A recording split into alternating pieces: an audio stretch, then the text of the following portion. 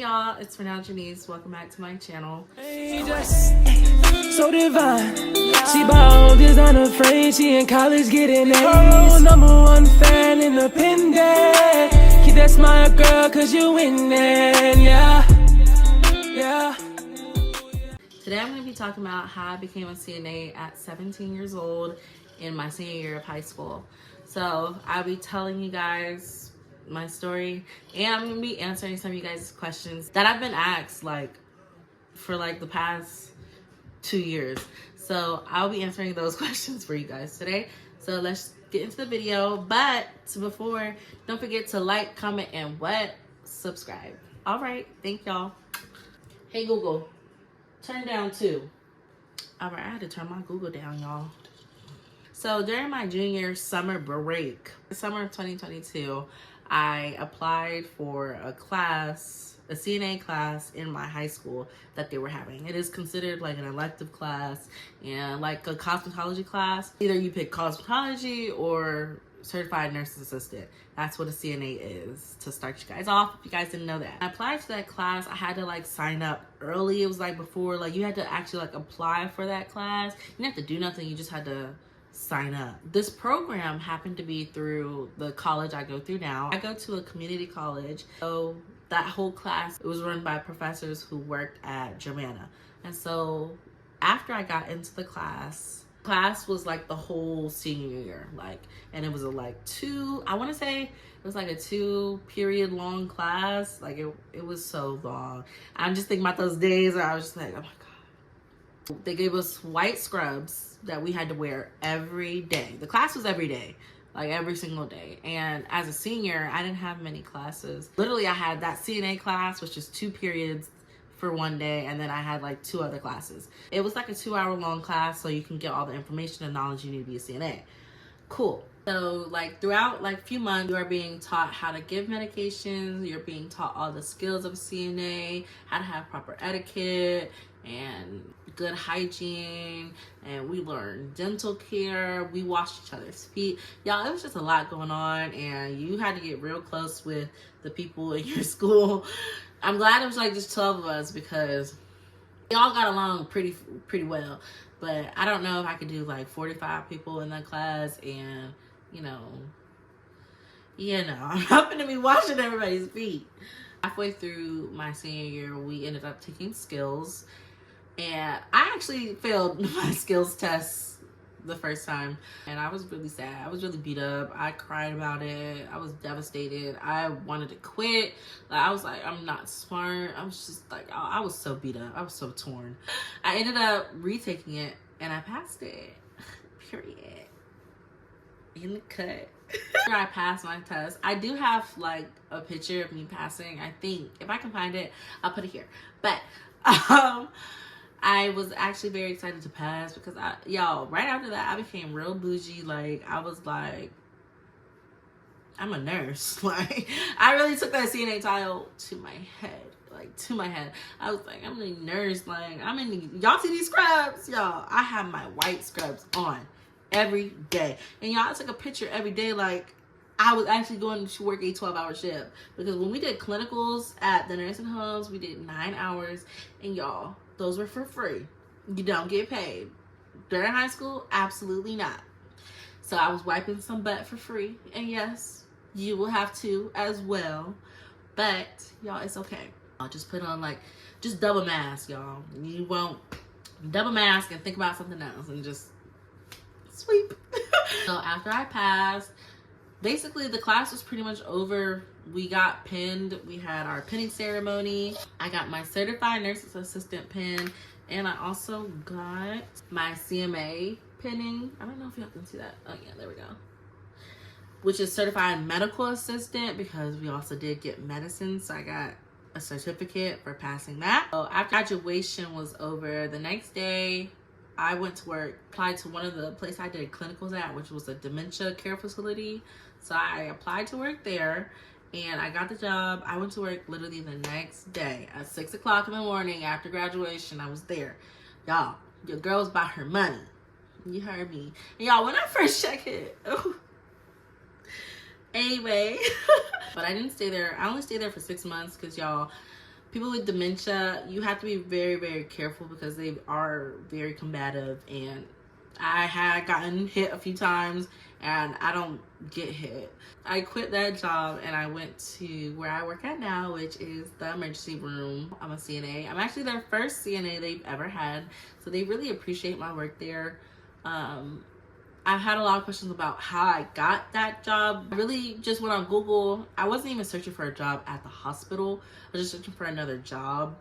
And it just said CNA nursing, it just said nurse assistant needed at, emergency department. So if you guys are looking for a job at the hospital, I would say either go to the hospital that you're trying to work at, try to find like who does interviews or when they have interviews, or go online and just look up CNA jobs at the hospital. They might have some night shifts, some PRN shifts, some daytime shifts. I'm a full-time employee. I work 3 days a week. I work 12-hour shifts. I work from 10:45 to 11 p.m. at night. And that's really how I became a CNA.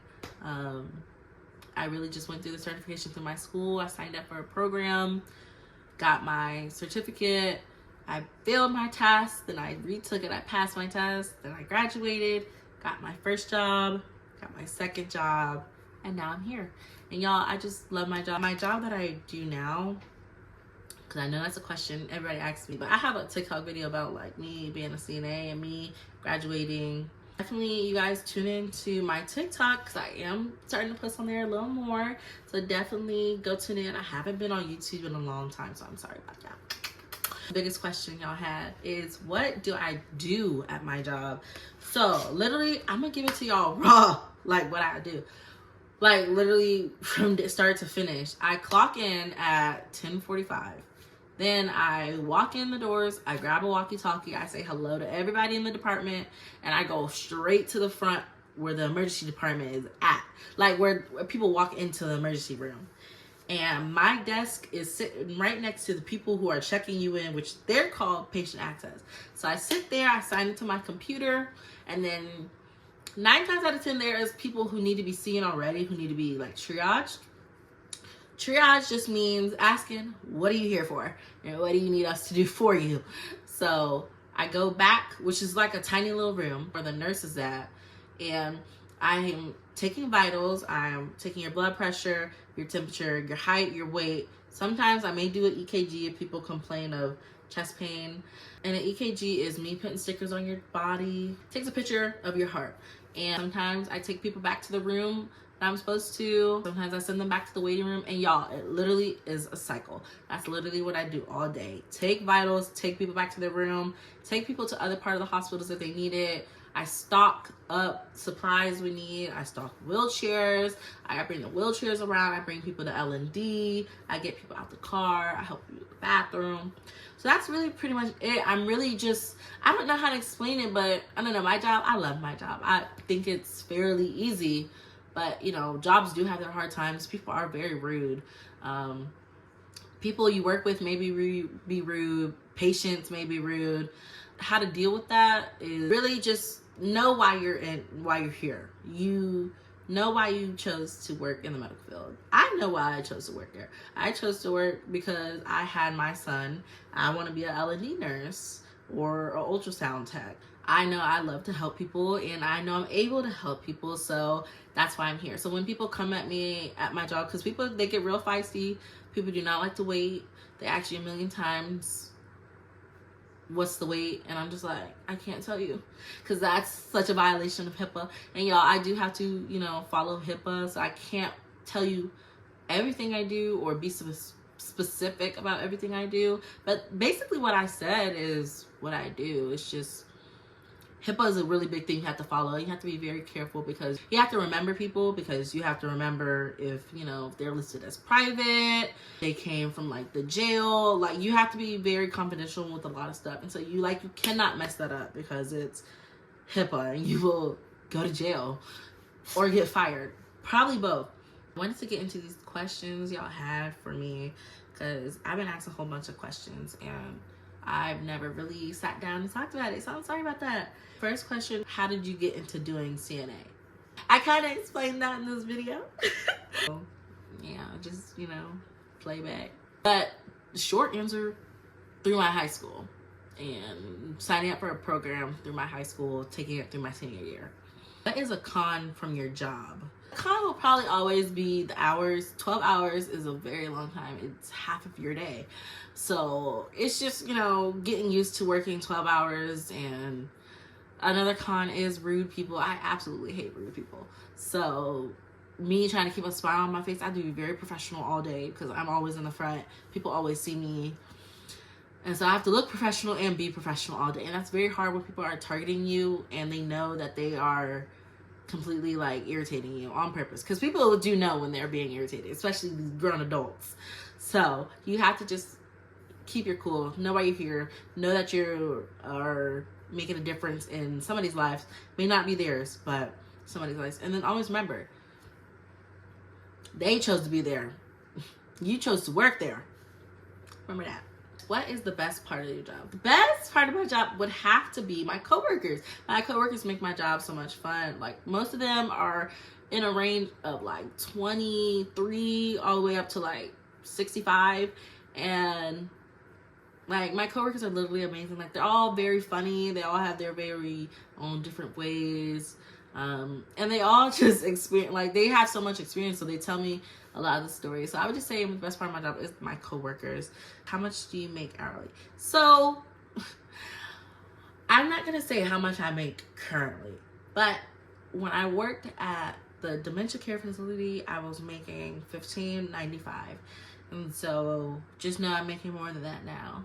There are places you can work as a CNA, like shift med. I've heard like a travel CNA. That's like, it's not travel, but it's like you drive to the places that aren't closest to you and you make some money. Sometimes they pay 22. I know people who get paid 17, 16, still 15. People range from like 15 through like $23 for CNAs. So it's not that bad per hour because it's 12 hours, y'all. Yeah, I basically told you guys how I became a CNA from the start to the finish. I hope this helps a little bit, y'all. If you are thinking about considering going into the medical field, definitely like consider it. I don't think it's a bad, you know, thing to have on your resume, even if you don't want to do it a long time. I love my job, y'all. I love to take care of people, but you know, not everybody likes people. So, but even if you don't like people, I'm pretty sure there are jobs in the medical field you can, what you call it, not see people. I don't know. That is it. That is how I became a CNA at 17 years old.